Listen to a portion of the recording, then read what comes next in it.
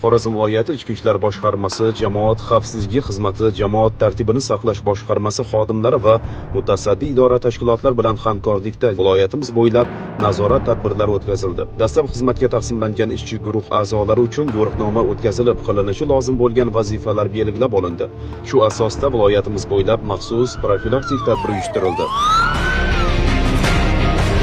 O'tkazilgan to'r tadbiri davomida 16 ta maxsus guruhlar tomonidan 767 marotaba nazorat tadbirlari o'tkazilib, brakonyerlikka qarshi kurash, qonunga xilof ravishda baliq ovlash bilan shug'ullanib yurgan 4 nafar va noqonuniy daraxt kesganligi uchun 7 nafar hamda noqonuniy ravishda o'simlik dunyosi o'simliklariga zarar yetkazgan 2 nafar shaxs aniqlanib, ularga nisbatan ma'muriy javobgarlik qo'llanilib, 62 million 220 ming so'm miqdorida jarimaga tortildilar va 1 dona qayiq, 14 dona taqiqlangan baliq ovlash anjomlari ekologiya va atrof muhitni muhofaza qilish boshqarmasi xodimlari tomonidan qonuniy tartibda hujjatlashtirib olindi. Viloyatimiz hududida jamoat xavfsizligini ta'minlash, tabiiy hududlar rejimiga rioya etilishi hamda hayvonot dunyosini muhofaza qilish, ulardan oqilona foydalanish sohasi, davlat ekologik nazorat sohasi bo'yicha noqonuniy ov qilish va baliq ovlash kabi qonunbuzarliklarga chek qo'yishga qaratilgan tadbirlar davom